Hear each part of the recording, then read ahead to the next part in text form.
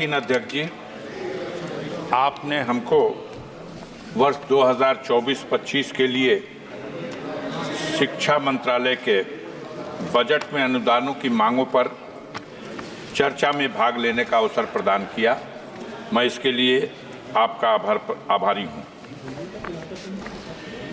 माननीय लोहिया जी ने कहा था कि निर्धन हो या धनवान, सबको शिक्षा मिले समान। आज ये दुख का विषय है कि शिक्षा विभाग ने अनुदानों के लिए जो अपने बजट में प्राविधान किया है, उसमें यह अफसोसनाक स्थिति है कि SC, ST और OBC के लिए जहां बजट में वृद्धि करने की आवश्यकता थी, वहां उनके लिए निर्धारित बजट में भारी कटौती की गई है। और इसी क्रम में डॉक्टर भीमराव अंबेडकर साहब फाउंडेशन, एक सेकंड अभय कुमार जी, इसका बजट जो पहले से ही बहुत कम था, इससे पहले मात्र 40 करोड़ रुपया। इससे पहले भी माननीय स्पीकर जी साहब ने बताया कि जब सदस्य बात करते हैं एक हाथ जेब में ना रखें। इस बहरहाल इस बार ये 40 करोड़ का भी जो बजट था,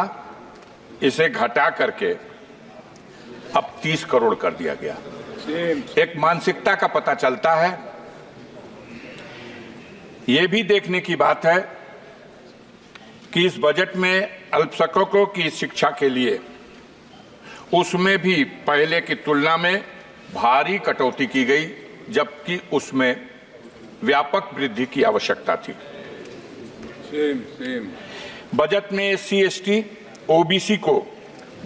जो मुफ्त कोचिंग के माध्यम से उनको शिक्षा के लिए सहूलियत प्रदान करने का जो बजट था, वो भी पहले से बहुत कम था। लेकिन अफसोस की बात है कि जो था 47 करोड़ रुपया, उसे भी घटा करके अब मात्र 35 करोड़ रुपया कर दिया गया। इस प्रकार अगर देखा जाए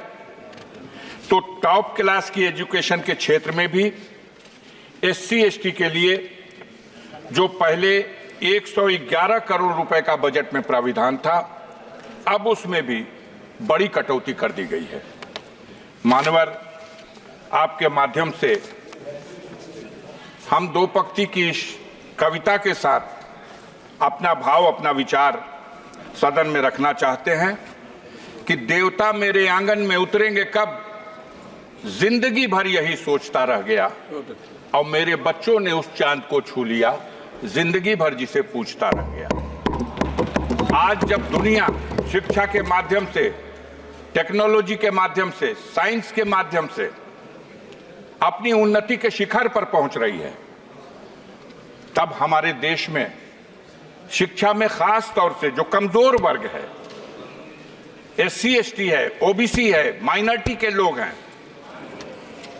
इनके शिक्षा के प्रति जागरूक करने और बढ़ावा देने के उद्देश्य से बजट में बढ़ाकर प्राविधान किया जाना था, जिसमें बड़े पैमाने पर कटौती की गई। ये इस सरकार की दूषित मानसिकता का एक प्रमाण है। वैसे भी हमारे देश में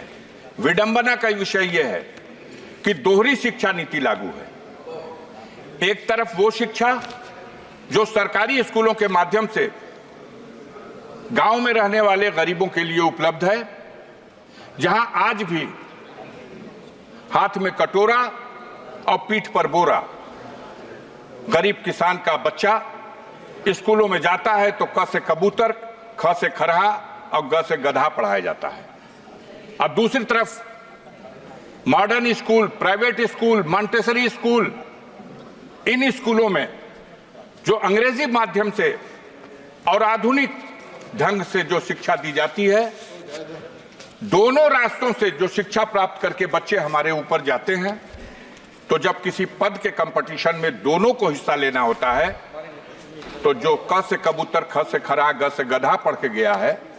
और जो क से कंप्यूटर पढ़ के गया है, वहां जब मुकाबला होता है तो जरूर जो आधुनिक शिक्षा से लैस उस विद्यालयों से पढ़ के आने वाले छात्र हैं वो कामयाब होते हैं, और सरकार की तरफ से जो अपने देश की जनता के लिए, गरीबों के लिए, मजदूरों के लिए, गांव में रहने वाले लोगों के लिए जो शिक्षा का प्रबंध है, उस शिक्षा को ग्रहण करके जो लोग ऊपर पहुंचते हैं तो उनकी बुनियाद कमजोर हो जाती है। देखने की बात है कि ऐसी स्थिति में सबसे जरूरी था कि हम दोहरी शिक्षा नीति को कैसे समाप्त करें, कैसे संतुलन बनाएं। जो प्राइवेट स्कूलों की शिक्षा है वो इतनी महंगी है कि एक गरीब आदमी तो अफोर्ड कर ही नहीं सकता, एक मध्यम वर्ग का आदमी भी उनके बच्चों को 2 में, 3 में, 4 में, 5 में पढ़ने के लिए 2,000 रुपया महीना, 5,000 रुपया महीना, 4,000 रुपया महीना, और बड़ी ऊंची शिक्षा ग्रहण करने के लिए तो कोई साधारण किसान, कोई गरीब, कोई गांव का आदमी अगर अपनी हैसियत को भी बेच दे तो वो अपने बच्चों को डॉक्टर नहीं बना सकता, अपने बच्चों को उस तरह की शिक्षा नहीं दे सकता जो उसके लिए एक सपना है। मान्यवर, आपके माध्यम से इस सदन में हम आपसे ये अनुरोध करना चाहते हैं कि हमारी सरकार को दोहरी शिक्षा नीति को समाप्त करने की दिशा में पहल करनी चाहिए, और सरकार का ये बजट जिसमें अनुदानों के लिए जो प्राविधान किया गया, इसमें जो SC, ST और OBC और माइनॉरिटी के लोगों को जो सहूलतें पहले से फराहम की जाती रही हैं, उनको शिक्षा के क्षेत्र में बढ़ावा देने के लिए उसमें कटौती किए जाने से यह साबित होता है कि आप दोहरी शिक्षा नीति को बढ़ावा देने का प्रयास कर रहे हैं। मैं इस अवसर पर श्रीमान जी आपके माध्यम से एक बात और कविता के रूप में आपके अपने भाव को इस रूप में रखना चाहता हूं। अभी बात नहीं समझ में आ रही, अभी बोल रहे थे एक सज्जन, तो वो 1 मिनट में शिक्षा की बात कर रहे थे और दूसरी तरफ सागर में चले जा रहे थे। तो सागर और शिक्षा बात समझ में नहीं आ रही। मैं आपके माध्यम से कहना चाहता हूं कि पत्थर के जिगर वालों, गम में वो रवानी है, खुद राह बना लेगा बहता हुआ पानी है। और कमजोर की आहों को, मजलूम की आहों को कमजोर समझ लेना अब जालिम हुकूमत के जाने की निशानी है। यहाँ डॉक्टर राजकुमार, हमारे यहाँ सदन में डॉक्टर राजकुमार सांगवान चर्चा हो रही है। डॉक्टर राजकुमार सांगवान जी। मैं अरे मान्यवर, धन्यवाद अध्यक्ष महोदय। नहीं